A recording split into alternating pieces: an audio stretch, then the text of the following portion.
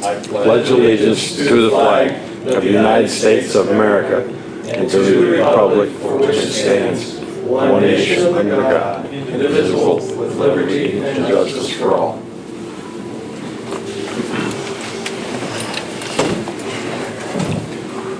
Okay, well, I will get this started. This is a meeting of the Buckhannon Planning Commission.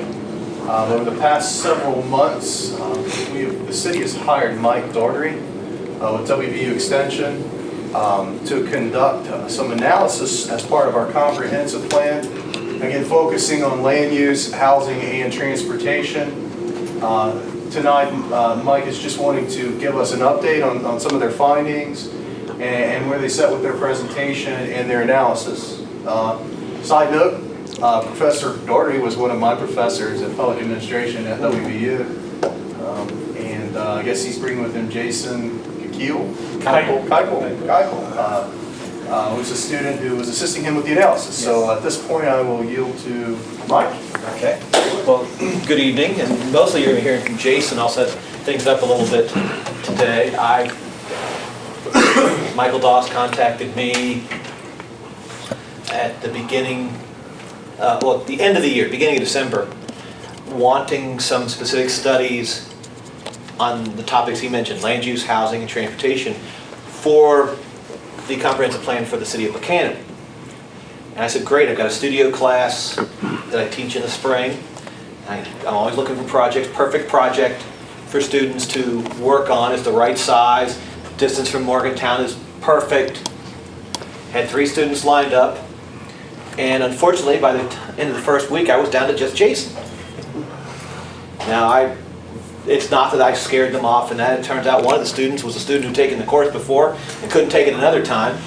Liked me so much, came back for more, but that wasn't allowed. Another student just had scheduling issues. So what we have tonight, and Jason's going to be presenting, and I might chime in from time to time, or I can answer questions, and Jason can as well. We've looked at the different elements and just given us some ideas of what we found so far, what our thoughts and observations are, and where we're going as we move forward with this. The idea was to have these in report form around November time. And originally the thought was I'd have the studio class do all the work and I'd have to take everything into report form. Now, ended up the Studio 1, that's the bad news. Good news is Jason has been able to find a way to sign on for an extra semester of doing this project, and we'll be continuing with it, so I don't have to bring any other people on board. He has some keen insights, and you're going to hear from him right now. So Jason is getting his bachelor's in geography, and is it just geography? Yeah. Okay. Just geography at this point. Just geography at this point. Yeah, it's at different times at different elements in it. So I'll turn it over to him, and I'm going to play. I cannot figure out how to get the remote to work with to advance. I will give it to Jason because it's got a laser pointer, but I'll play Vanna White or whatever, and just kind of when you go. I'll play the person when you hear it ding, advancing the film strip. And if any of you actually know what that is, then you're showing your age. All right, I have 8 copies of this. There's a packet and a census tract map, so everybody's going to get one of these.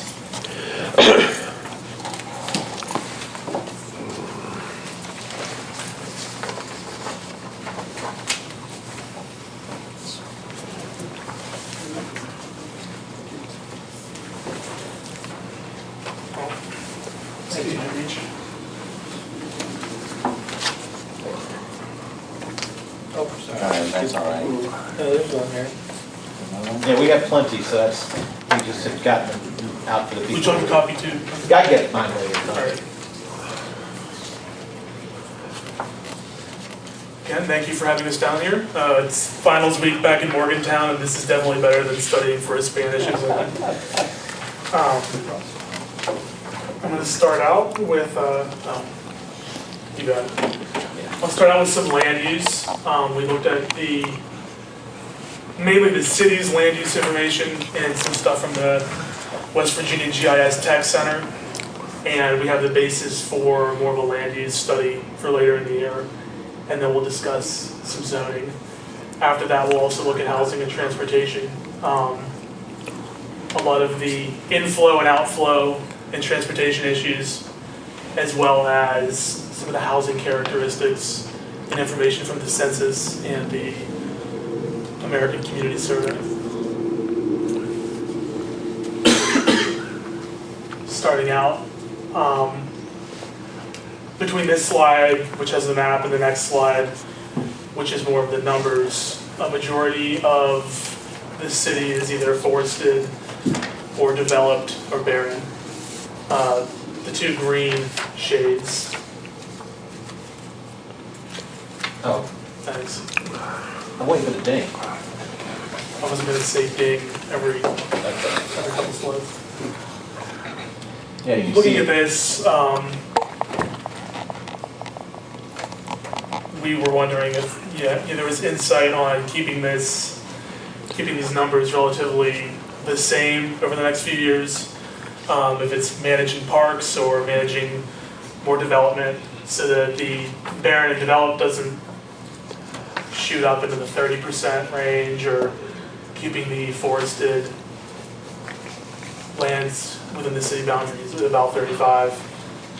Yeah, the forest and the grasslands also could be some of your parks and any open space. About a quarter of the city is shown as barren or developed. You can, in the case of a place like Buckhannon, that's your built-up places. They just come up. It's like, oh, we can't, from the land use, land cover, it's like, oh, we can't have anything growing here, therefore it's barren. In a house, which would be technically barren, or a building like this, or a street, or a commercial area. So you see, about 25% developed, and then you have the other, it's either forests, grasslands, or other. What is other? What could that be? Various related to mines or different, like some of the water, different other land uses. And that was kind of a result of the statistical analysis using the software we had, our GIS, when we were looking at more at the county level. When we reduced it down, there were other just various small things that could have been a pocket of mine-related grass, or some reclamation in certain parts, maybe on the fringes of town, that were tied into more of the county, the scheme of land use in the county, the land cover in the county.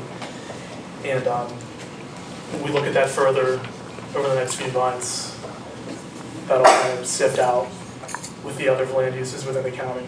Yeah, for example, mine grass is on the map here, and we don't have a number on that.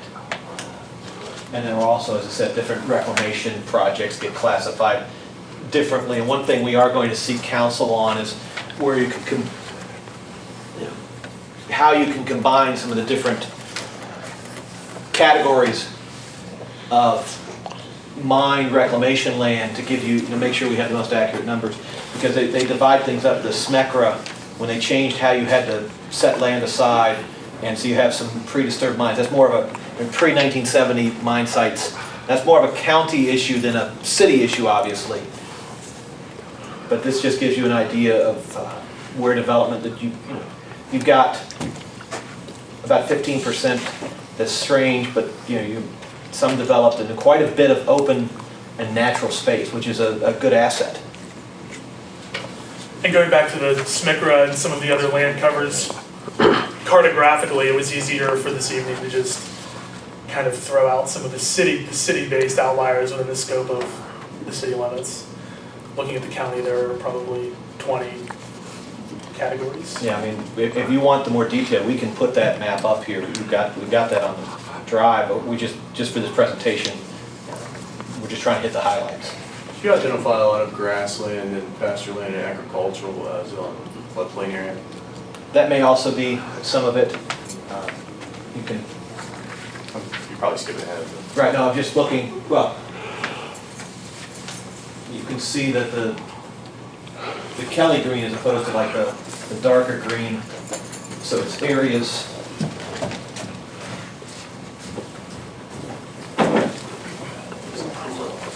Most of your grasslands are up here, and a little bit here that are coming up. So I know it's areas that are adjacent. In a lot of cases, we find places adjacent to the highway.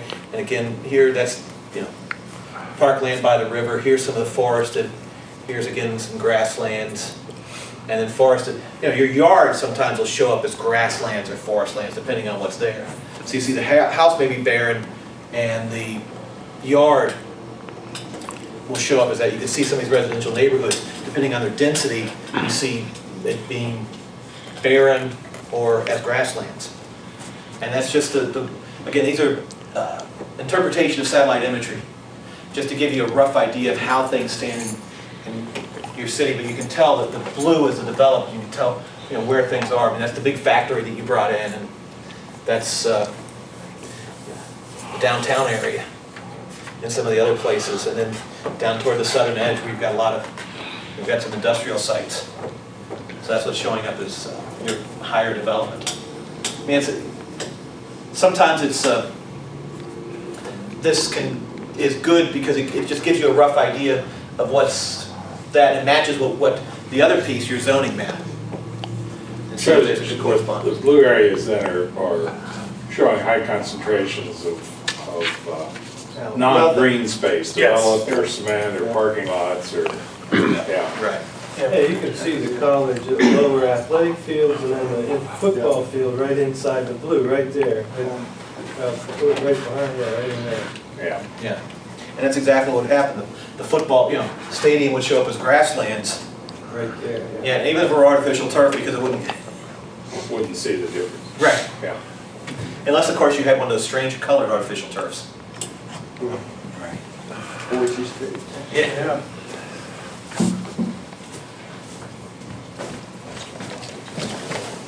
So one thing we were kind of thinking about was if it was aligned with the zoning map, and we could see some similarities between the land use map and the zoning map, which we're now on page 3 of the packet. And I want to thank Michael for sending it to us. We got to it a week and a half ago and then weren't able to reload it from the website for some reason.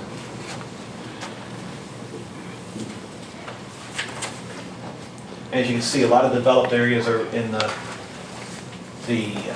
Corridor H area, and some of the parklands are grasslands, and in high residential, you can see, I mean, this And then corresponds. what was blue and developed is in this green area. Yeah. It's all consistent. So you see, and that's the use as you look at these in unison and say, this does mesh with what's on the ground. I mean, the ground is what the GIS is approximation, and you have how you want to develop. And you start thinking, yeah, we did a pretty good. There's a good matchup here. Well, that's why there's commented to Rich. Typically, in municipalities like this, you'll find a lot of spot zoning somewhere. It's not really indicative on this map. No. It's good. Yeah, looking at the land use, seeing the correlation, it seemed like the zoning was extremely effective. And The other thing is, it's basically been in place, I can't tell you the early state is like 1968, is when they started talking about it. I think that's probably ahead of the game for a lot of places with zoning, so it's been around for a long time. It really has not had a great deal of significant changes. Apologize for being late, guys. We got stuck at the exit in Weston. Can't imagine that. Well, there's the interstate traffic instruction. I'm like, okay, looking at the track, I'm like, okay, do we want to drive home 119 maybe? Yep. Well, there was a wreck northbound, and I knew that, and it was backed up for about 5 miles, but Route 20. Route 20. I wasn't going to Duke went flying by you. Over to Barber County, take 92 over like that. so the first policy question we were considering and looking at is the modification of zoning along Corridor H. Noticing that there is a Corridor H zone that basically runs the length of the city from one end, the western end to the eastern end, while there could be various types of development within it, if it's smaller office areas or lighter industrial, more commercial, like near Walmart, various residential areas that could be off of intersecting roads. I guess the question is, in looking at it, and you may have set this may have been set up for maximum flexibility in development. And if that's fine, but do you want to if you have that, when you have flexibility, you have less say on how things develop. And if one policy consideration is planning commission, are there parts of that corridor you want to develop one way, and parts you may want to develop another way? And if that's so, you may want to use some of your other designation instead of this broad category, which has a lot of latitude within it.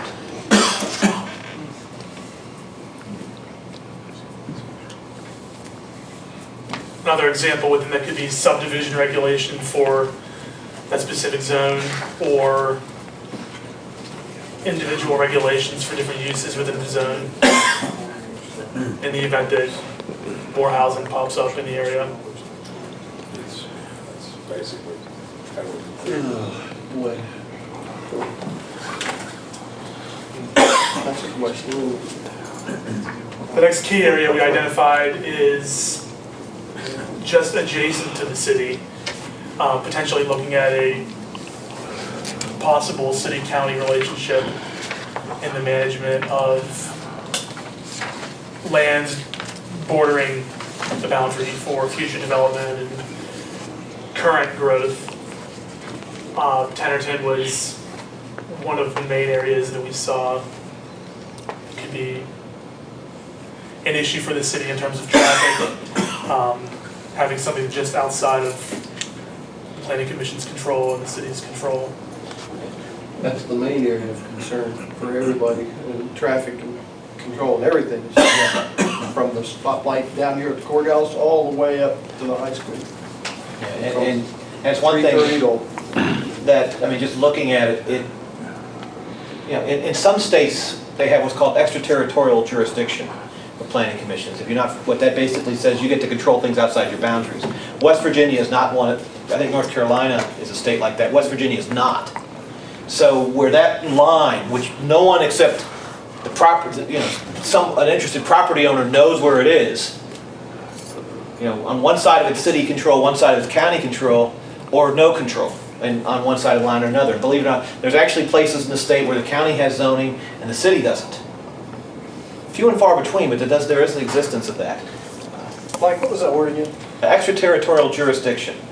It's commonly, you'll see it abbreviated as XTJ, and you're not allowed to have it in West Virginia. So instead you've got to get, for you to have a say in what's happening there, you've got to work with your counterparts and the officials in Upshur County, because everything that's happening on the other side of the border is funneling straight into Buckhannon. People are living there because they want to be near Buckhannon. They're working here or have services here, and that's generating the jump of traffic from just a few miles south of the city to right of the city boundary is tremendous. Does that take policy change, or does that take legislative change? To Change the jurisdiction. get extraterritorial jurisdiction would take a legislative change, and I don't think that's possible. But I know, but if Upshur County, depending on what they're interested in and how much they're looking at, I've seen different things. I know at various times they've had a planning commission. One thing that planning commissions can do is set up districts. I know that zoning in some places is a bad word, and I'm not advocating necessarily zoning entire counties, but one option you see is possible zoning districts. You can zone part of your county. So they might be able to have land use controls in places where it's needed, such as an unincorporated settlement that borders on a city like Tennerton. Monongalia County has it with West Run. They've got a West Run zoning district where they have zoning regulations, and they did it by election, and when it came in, people couldn't believe the results because they were going 4-to-1 for zoning. And everybody's expecting, when they came in, people thought the numbers were reversed. But that is one option to give, the counties don't have to do the whole county, they can just pick and choose places, set up special districts, and get the control where it's needed and leave it out where it's not. And the development on West Run is going full force down there, but unfortunately the infrastructure isn't following it, as Morgan County is all the time. I don't want to see that happen here. I want to see the infrastructure come along with it, or ahead of it before anything else is done. Right, and to do that, you've got to work with the DOT and your PSDs and your suppliers. And certainly what's happened is because there was no control in Monongalia County, things just got out, people just built, and now they're playing catch up. I think there was a plan for third lane, wasn't there, through Tennerton? There's been a, yeah. I don't know what stopped it, the DOS did that. We also looked at, one time, I'm not sure it was done the best way, but we looked at annexing the Tennerton area, bringing it into the city. And that was pretty soundly rejected by the people of Tennerton. They particularly didn't want to join it. Now, I wouldn't say that's always the case, or, should be the case, or whatever, but Oh, no. historically, it was rejected pretty firmly. Annexation is a very touchy issue. Regardless of where you sit or what, I'm in my night job, I'm the planning commissioner in Westover. I'm president of the planning commission in Westover. And I think we're in court right now, the city, over trying to do a minor boundary adjustment to get the Morgantown Mall. The county rejected it. Now we have a lot of other places in minor, boundary adjustments and agreed annexations and the like. But sometimes people living just outside don't want to be in because they, for whatever reason. And it does present a problem because they're essentially being free riders. They're not paying for the services which they benefit. Yeah, for a large degree, a lot of the nearby areas of the city enjoy all or almost all of the city services. Push come to shove, police will go there, Push come to shove, fire will go there, and not necessarily strictly, follow boundaries for some of those kinds of things. So. Well, I still think this is leading towards and what we eventually will have the metro government, joint city-county metro government, and that would alleviate the whole problem. Well, that's certainly one option. In the interim, one thing to explore is if you could get Upshur County to put some controls down there, if they don't, to use things at their disposal, that might help at least mitigate some of your issues right now. Metro government's a little bit beyond what we're looking at, but I know that they do call it Buckhannon Upshur High School. There is that spirit of a city-county, at least a name, togetherness that you don't see in other places. Yeah. It's not Marion Fairmont High School, or it's Fairmont North or Fairmont Senior. Most of your population is south of the courthouse, so you're having all the traffic on Route 20. And I don't know what happened to the roadway, but I understood there was a third lane going to go from like McDonald's all the way to the high school. Is that true? That was true at one time, a long time. Is that still a possibility? Yeah, I think there were some folks that were against it. Pretty high influence one way or the other that nixed it and said they didn't want it. Well, the state highway said, okay. Well, and I will say the state highway is with a limited fund, unless you've got everybody lined up for a project, they're not going to really go down the road because there's 15 people for 5 slots and they want the 5 they can, ready to go. Yep. But those are just some of the things. It's funny, we do talk about that transportation. Mike, I want to add one thing that Sure. I know you don't have in there, because we recently annexed this, and we threw a minor boundary adjustment, ironically, which I want to tell you about, and maybe you can factor that into your further analysis. Again, we just did a minor boundary adjustment out of Brushy Fork. You'll see that as you leave Buckhannon. You'll see the car dealers to your left leaving, and then you'll see a movie theater that sits in the back, and right along there's a creek line. And our boundaries run past the movie theater, up the creek line, and actually go out probably a quarter mile, a little less than half a mile, to the proposed National Guard Armory. We're going to have a conference center out there. And the state is actually going to widen Brushy Fork Road to help accommodate that. But there's potential for land use out there. I'll tread that one lightly, but also for transportation. Yeah, I mean, certainly that anytime you bring land into to a municipality, you suddenly have areas that are now under your jurisdiction that were not before. And it does lead to decisions. Certainly in this case, you do have land use and decisions, how you're going to use that transportation. And we'll certainly, as we move forward, we'll get that information and make sure it's incorporated in the final report. There's a key component potentially for transportation that would help alleviate some of the issues of what we've talked about, in town and heading to the south part of town. But those are just some people's ideas. Okay. Well, I'm sorry. I agree with Ron about the infrastructure should come first. In Tennerton, like Rich is saying before, I think that's a possibility. If that is presented right, I think the people would certainly consider a third lane from McDonald's or wherever down to the high school for the safety of the children and everything else. You got the middle school. I mean, it's a bottleneck in case of emergencies. It's very dangerous. There's like 30 or 40,000 cars per day on that road, which is way overweighted with traffic. And but I think if we could work in your planning of maybe educating the people and seeing, I think that might be a change. I think if you mentioned zoning, like Rich said, I think zoning's a bad word up there, and the people are, I mean, like probably 10 to 1 against it. But I think the roadway is something that you could start with, and then, you know, incorporate all the other ideas that you want. I think the people that came out against that were the people that were most affected because of their proximity and their structure to the street, and they would have lost any frontage they had and parking or access or whatnot. So you know, you can't blame them for that. And the middle school is really the bottleneck. I drove that for 4 years every morning.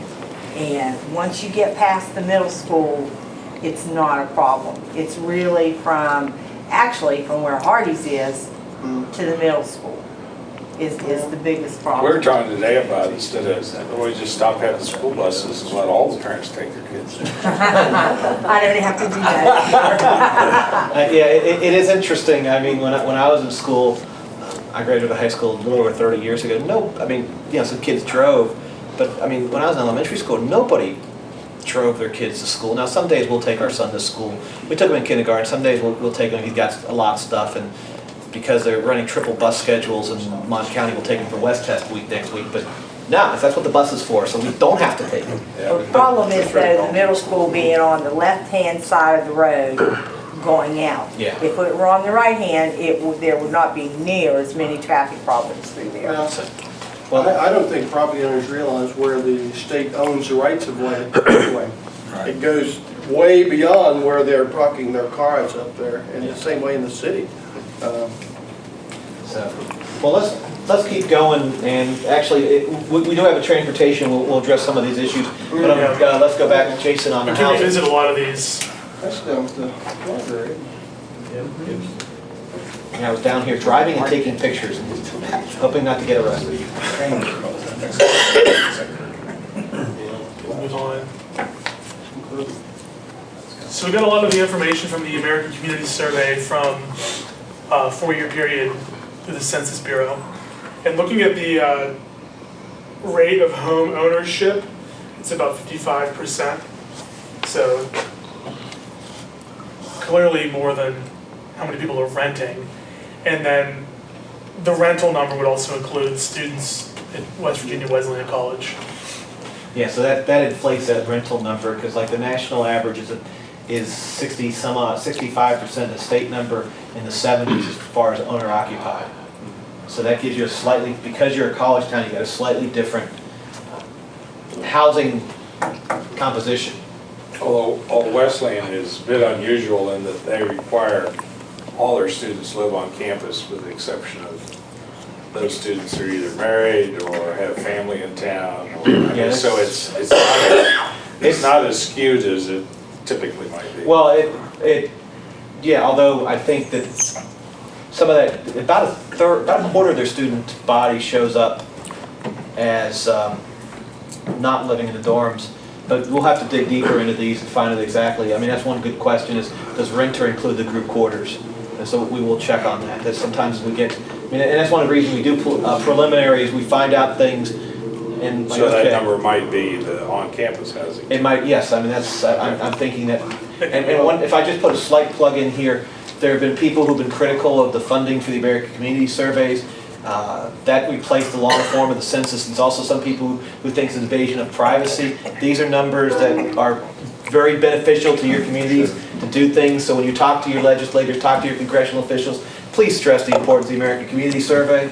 Sorry. Yeah, I was going to mention that actually. It's under fire right now in Congress. Yeah.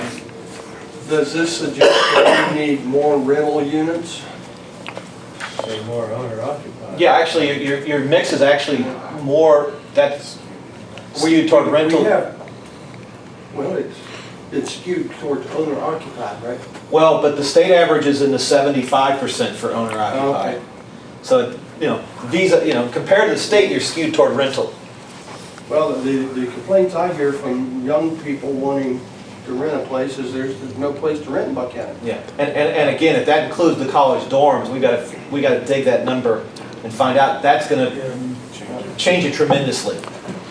Because, you know, we've got 1,000 people in dorms, in group quarters, and that would make it a very tight rental market.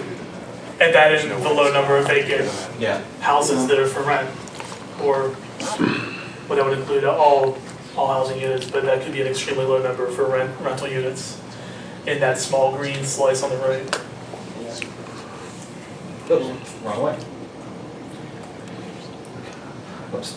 Yeah, we can go one more. Yeah, I'm not a very good fan of white, or whatever.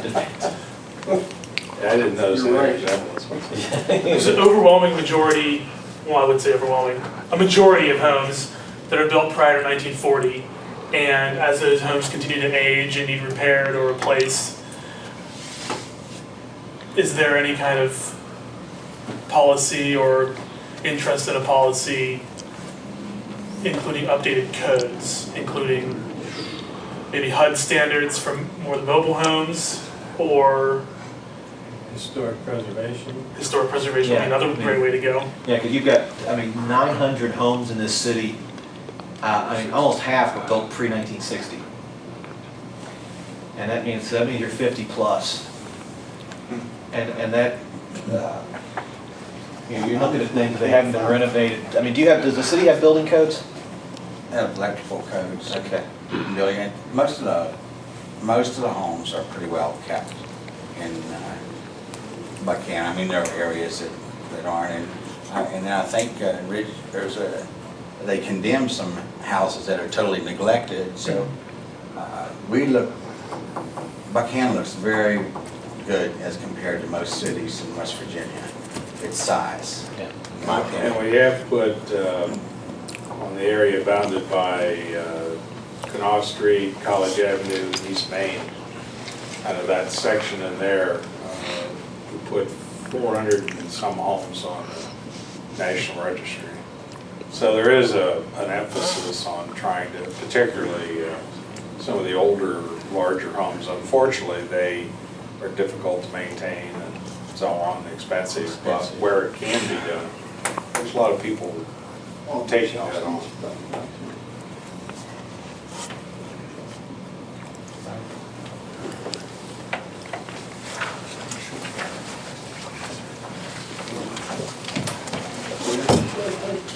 So nearly 3/4 of the homes in the city are one unit attached.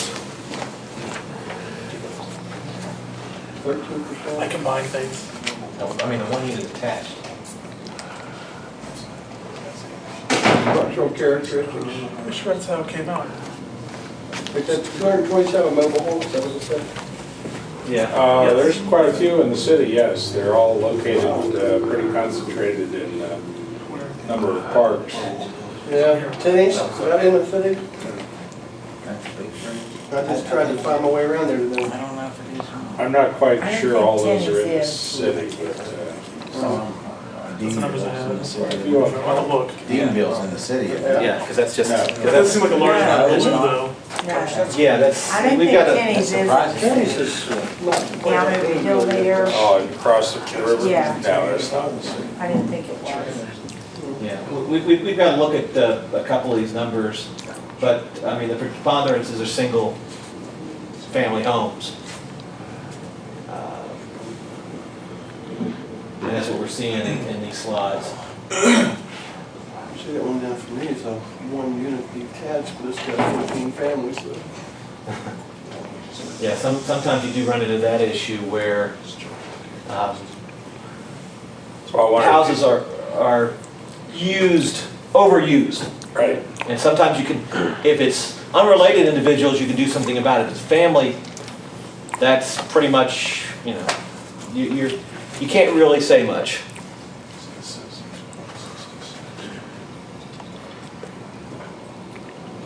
the slide with the more problem numbers or traits that could be looked at for correction, especially the number of houses with no vehicles available, 232. Taking that into consideration and looking at mass transit options or sidewalk, pedestrian transportation improvements as well. The no telephone service available statistic could mean anything. It could mean everybody in the family has a cell phone, or it could mean they just don't have phone service. And I need to confirm, but the last time I looked, I was describing landline phone service. And that's a number that you kind of throw out there, but it has less meaning than it would have 10 years ago, and or certainly certainly 20 years ago, because of the preponderance of these things. That's interesting, no vehicles for 232 of 1797 units. Kind of tells me from an administrative standpoint to put more emphasis, again, that's what you had mentioned on sidewalk and pedestrian traffic or folks using bikes.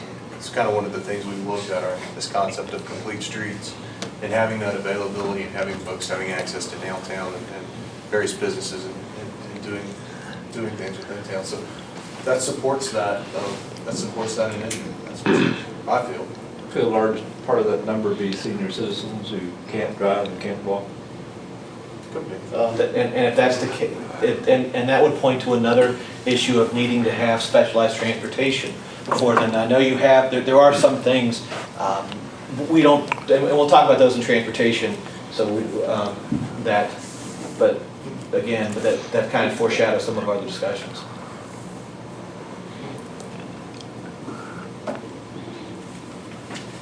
The lower numbers, the non-institutionalized, would include Wesleyan College, the numbers for college housing and dorms. And that's, again, something to take into consideration for land use, maybe job opportunities, business development, transportation development, more walkable with streets and sidewalks, mass transit. A variety of things could come out of the numbers for group quarters related to the college. And what's the institutionalized?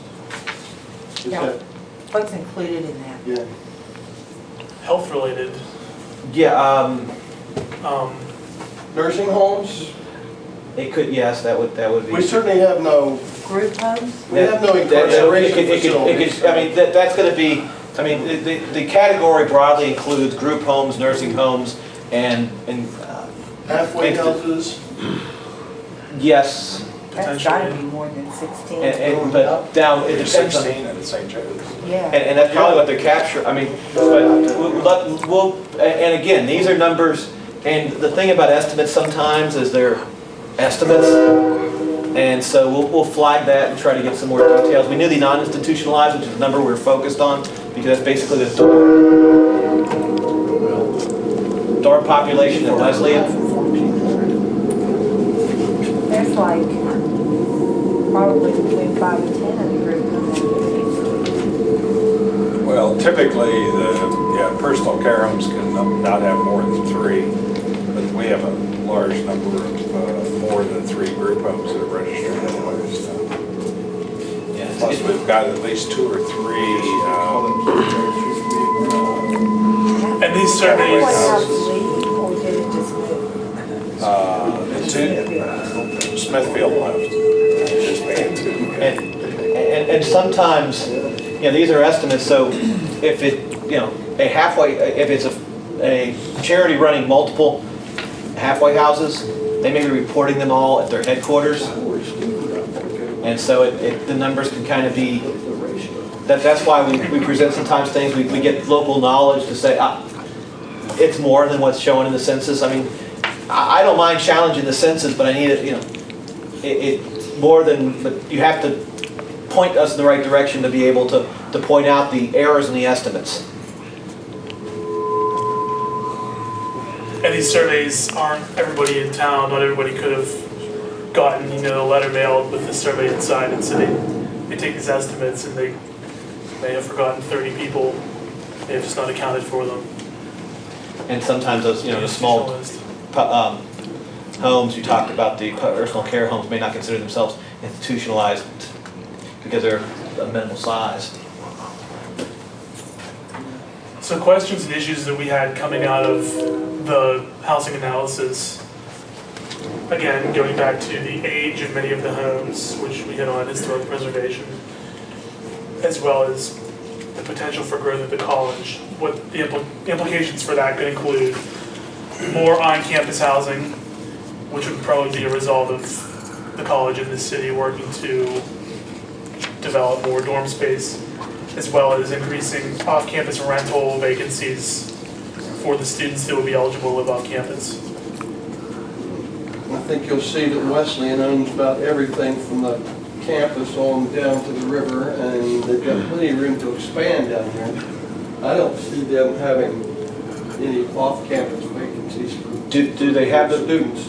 If they, one thing, do they have the resources if they were to, they're at a good size, they're doing fine. Some private schools are not.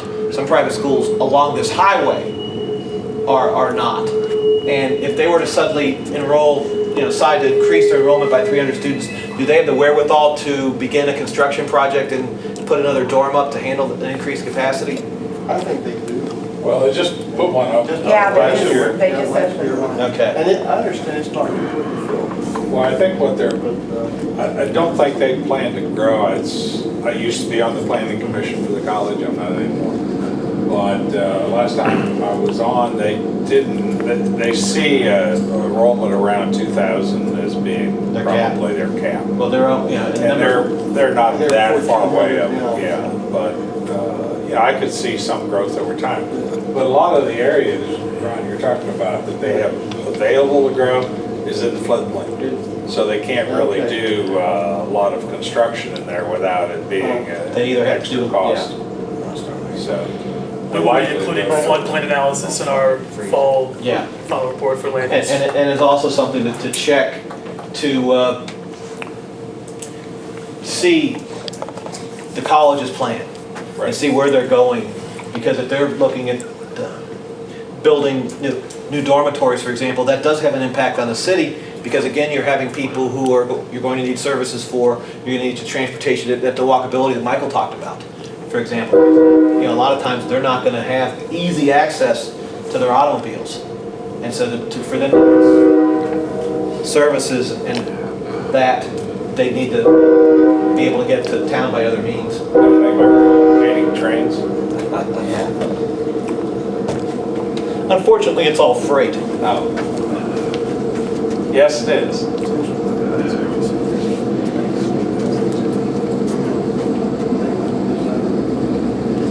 And usually it's cold transportation. So looking at That should look familiar. the regional map for the city and the areas just outside, there is a pretty significant decrease in traffic totals at the various points where it was tested. is this a day? It's the average daily traffic, Daily traffic. the ADT counts. And their methodology, it's funny because you look at some of the numbers from 2006. Unfortunately, they'll have the 2012 numbers posted, and they were higher.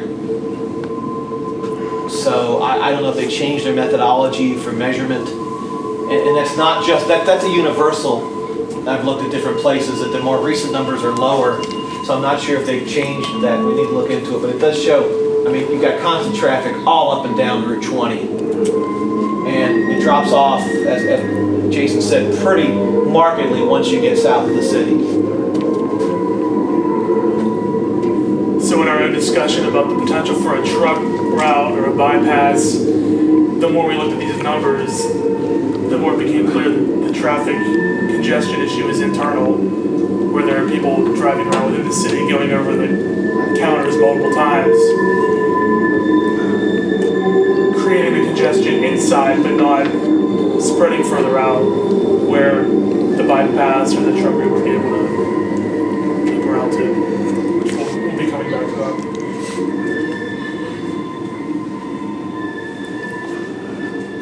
This is the The number on the left is the inflow, the number of people coming in the city to work. And the number on the right, the 1499, is the people that leave to work elsewhere. This is taken from the census on the map data. And we'll be breaking this down by census tract over the next few slides. And the 650 are people who live and work in Buckhannon. So there's, about 2,000 people in the city who have jobs. Only 650 of them work here. And you got 4,200 plus who are coming into the city every day for employment. And that may be from as near as Tennerton to as far as 2 counties away. So for the next series of slides, for the census tract numbers, I'll be referring to this map where the county is broken down into census tracts. Starting with the inflow and outflow for the city. Workers, a majority of the people that work in Buckhannon live in Buckhannon. Well, live in Upshur County. Yes, live in Upshur County. But there are other counties represented, which can be used for transportation and traffic, especially. And sometimes you see something like Kanawha, that's somebody's tax address. They're probably living somewhere closer during the week, but they may be going back and forth on weekends. So the next highest, Is that Raleigh County? no, Or that's other locations, 439, it's other locations like that. Yeah. Yeah, this is working clockwise. Yeah, so it's Harrison is 158, Okay. Lewis 125, Randolph 123. And that last one is just sort of a catch-all. It's in all other locations, it seems like a big number, but they're all less than 25. And the south end speak, Raleigh, Canal. And the same thing on here, they're all less than 50. The all other locations where people, they're all less than 53. And this one is where people who live in Buckhannon work by county.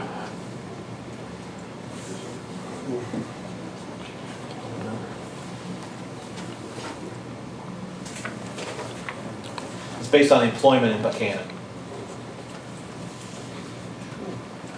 People who work in Buckhannon, Where they live. where they live. Yeah. I've been reversing these for 2 months now. Well, it's easy to remember in this case because the big number is the people who work in Buckhannon. Yes. Yeah. But it does get, as you're talking about, then they do scramble in your head. So you have to, these are where people who, the first one is where the workers are employed. And in this one, this is where workers, and, oops, I'm going to, 81 Yeah, people you're- working. yeah, here's where people, this is based upon where they live. Where workers live, and these workers, they live in Buckhannon, where they work, and you see the majority work in Upshur County. And this one is where they're employed, but again, the big number, that this over here is actually where they live, and their employment is Buckhannon. So when you see where workers are employed, it's actually referring to Buckhannon, or where they live, it's referring to Buckhannon. Or, this one really says that where they're working is Upshur, right? Well, that's where, Because a lot of our employment is See, well, just outside. well, this is showing the employment Other way. of that, the 4,800 people who work in Buckhannon every day. This one. And the first slide is showing the 2,000 people who live in Buckhannon and have jobs. So this is saying, of those people that work in Buckhannon, where they live, the first half would be Upshur County, and then the rest of it would be the other counties. Yeah. So going to the specific tracts now, tract 9667, which is most of the city, but I think it includes a little bit of areas outside the city. Yeah, and it's tough because the city's in about 4 different census tracts.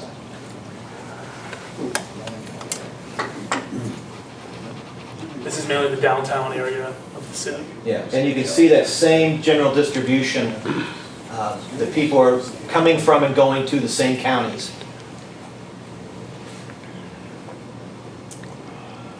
And where's 668? The eastern side of town, closer to town. central part of the county.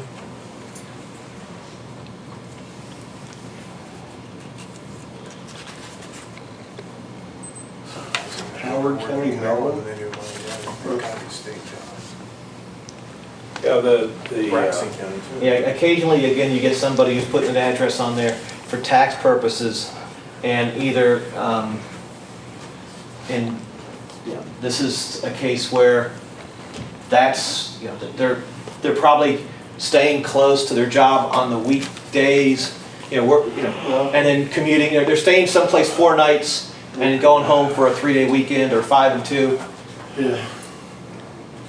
Or maybe even telecommuting, which is great on the road infrastructure. So when you see a faraway county like that, that's one thing. The other is that you've got a student who's working, or somebody going to school part-time, or a faculty member who's here part-time, and they haven't changed their address. I'm confused. Inflow, outflow.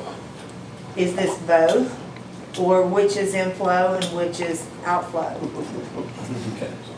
Inflow is where workers live, Okay, and outflow is where workers are employed. Yeah. okay. So, So the daily outflow. That's what I thought, and then when I looked at it, I thought, no, that couldn't be right, but yeah. yeah. The daily outflow would be all the people who live in the given tract or the city boundary and are driving elsewhere, what those locations would be. The boundary for 9667, is that defined as this green area that's on this one map? No, Okay. I mean, that's the The green area is really just the city, but Right, 9667 is different. It's just a cartographic error. The city is laid over where the boundary would be. Oh, okay. All righty. yeah, and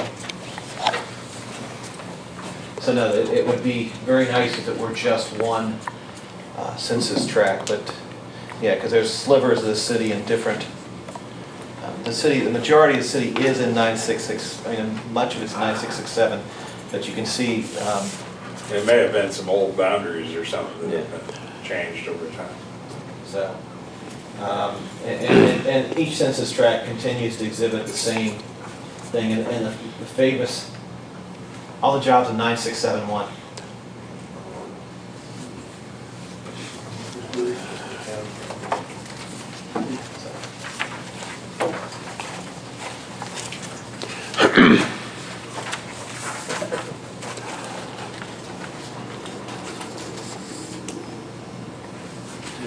Moving from the inflow and outflow and looking at transportation problems that we came across in walking around and driving around Buckhannon. Parking was one of the larger problem areas we noticed, issue areas. It seems that there's a lot of on-street parking, but it also might be contributing to congestion, especially in the downtown area. Also, it seemed like there was a lack of off-street parking that was close to the downtown area. And signs were not very visible to drivers.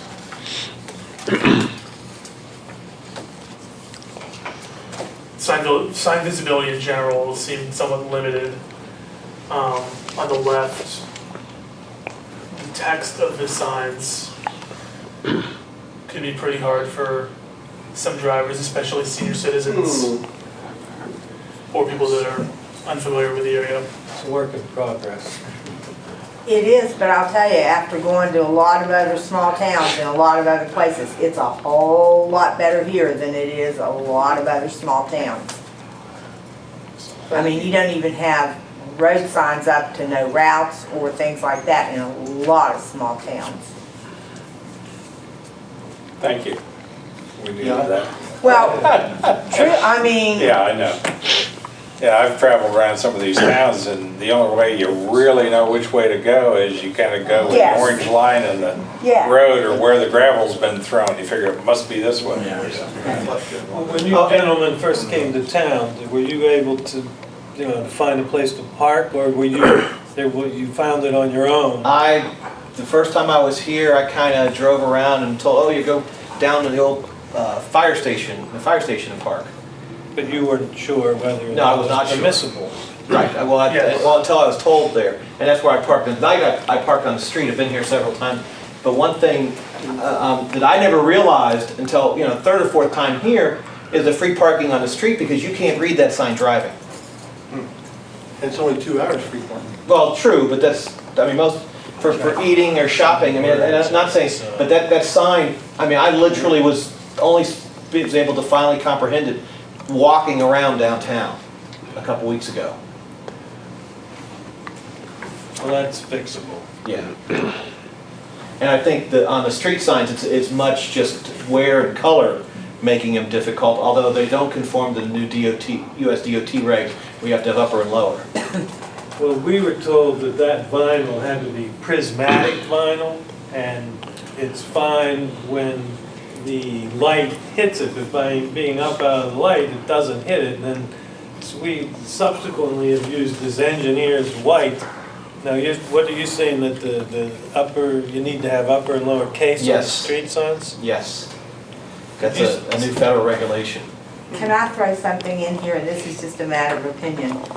The brown sign that says College Avenue up by Academy is Yeah. very easily That was the engineer white. read Yeah. when you see it. That was the new version.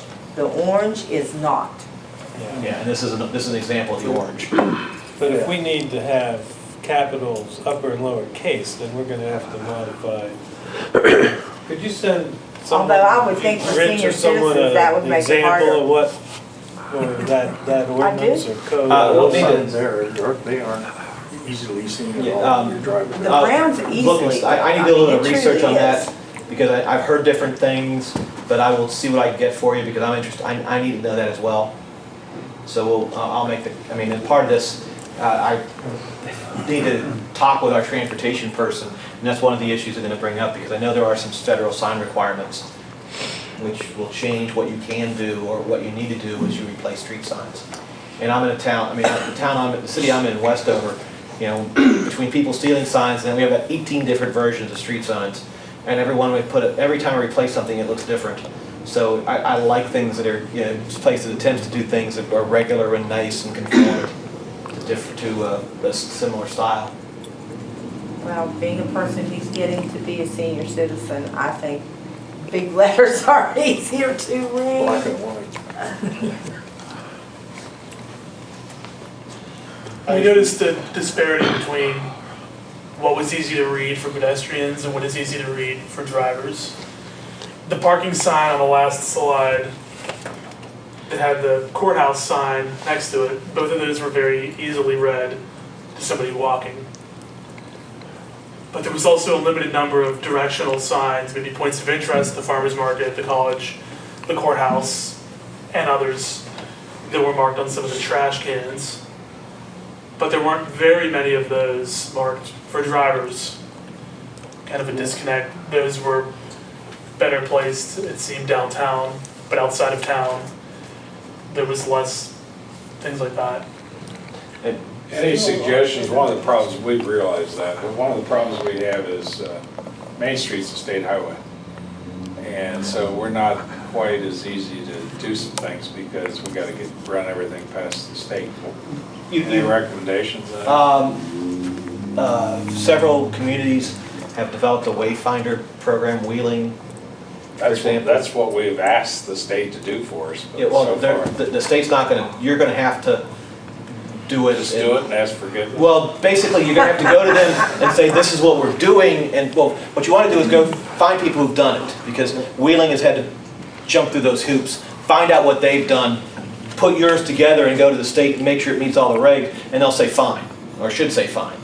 But that would be one thing that would alleviate some of the things, and can use some of the design work that you've done. These are very nice artistic things and have a nice theme to them, and to be able to have some wayfarer signs that work with those would be a real asset. But, as we said, one of the things we've noticed was a difficulty, other than a few standard issue DOT small rectangles, there wasn't a lot of things telling drivers where to go. Hit some of the main highlights.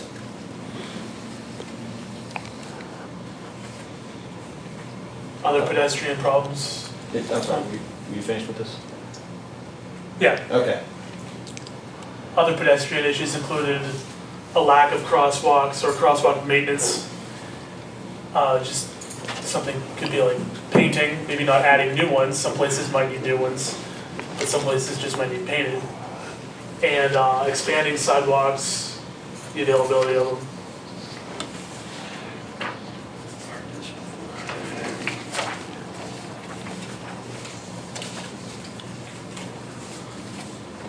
Again, for pedestrians, the map of the downtown and city area was a great tool to have. It was in one or two places, mainly downtown, and paired well with the system of directional signs for pedestrians. But if both were expanded together, more points of interest could be added, more restaurants could be added to it. You could have signs in various places, even at the pedestrian lower level, eye level, maybe not for drivers. But you can point people in the direction of more points. And finally, we plan on looking more at mass transit, the railroad road connection, the railroad presence in town, as well as water in the airport. And here's some of the policy questions that we've talked about today. So you are thinking that the effectiveness of a truck route bypass is diminished based on the findings of where the traffic is coming and going? Yeah, we feel like it wouldn't be necessary or feasible to reroute traffic that's best defined as local.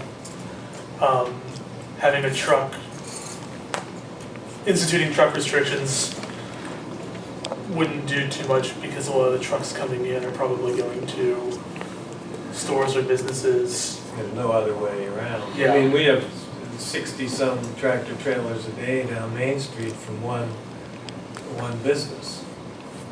That there's no other way to come and go from. And you know, even if you put a bypass, they're still going to go to that business. Yes.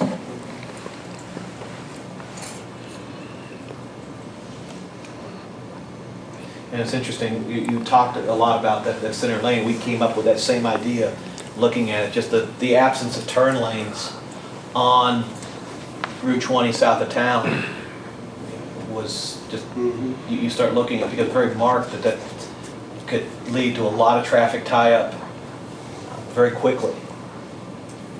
A roundabout could be another consideration. That's going on in Morgantown right now with the addition of a roundabout And there's a couple in Fairmont. Yes. Where's the roundabout in Morgantown? at the mile ground.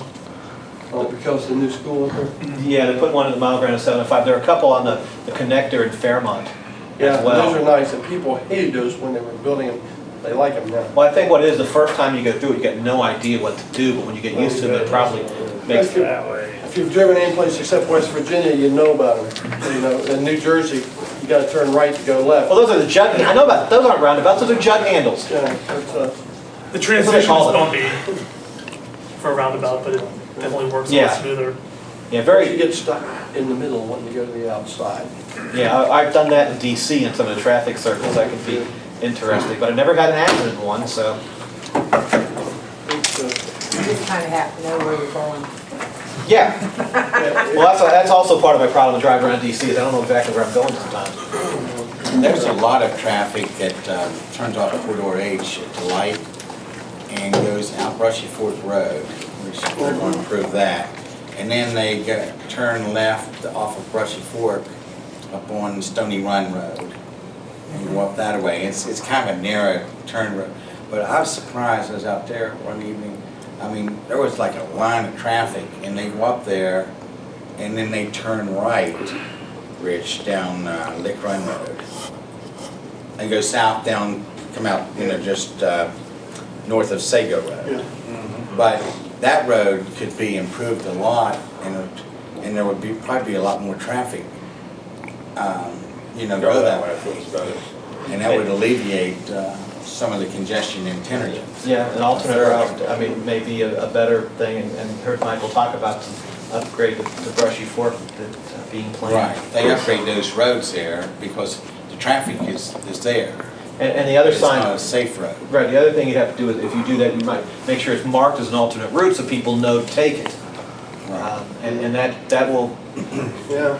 alleviate, you'll have people siphoning off, and Immediately. it'll probably be much more effective than a That's what truck should route. be done out there.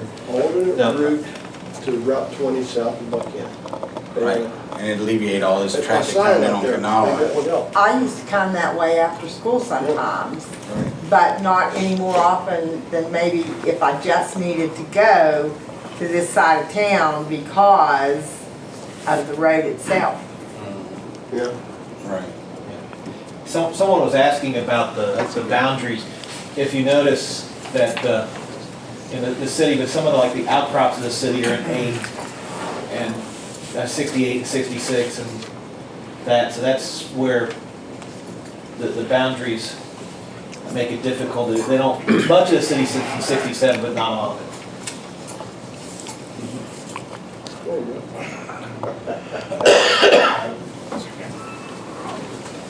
Are there any other questions? Very good. Yes, thank you very much. That's some Well, insights. you put a lot into it, and look forward to hearing what you come up with next. So Mike, what's the next step in the process? Well, the next step is for us to find dinner. Short run objectives. CJ Maggie's there. Yeah, well, an probably, idea. yeah, if we do eat before going back, I would guess that it would probably be CJ Maggie's. Everything else is closed. Did you pay for that? I just wish that the one in Morgantown would have made it. Me too. As far, let's look over this, think of it.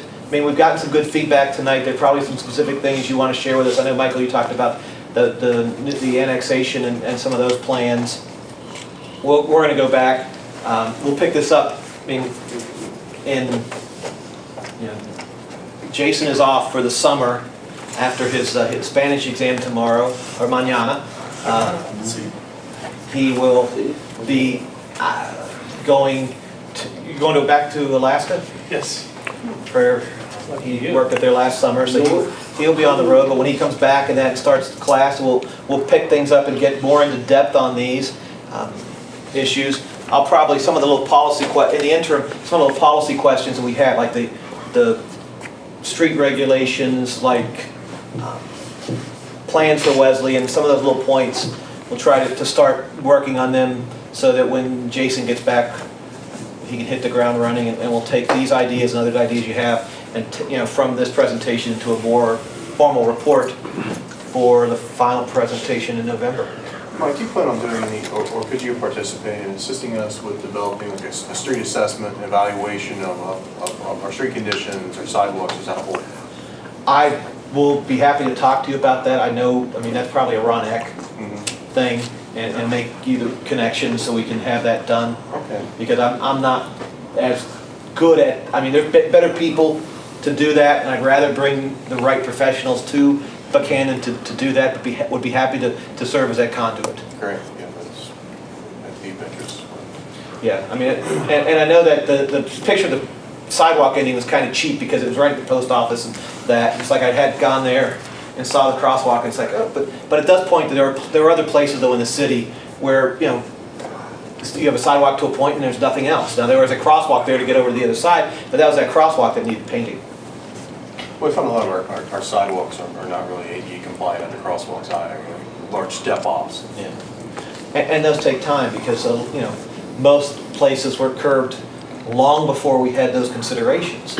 And not saying that the considerations are not very good considerations, very appropriate considerations, but it is not something that can be done in a day.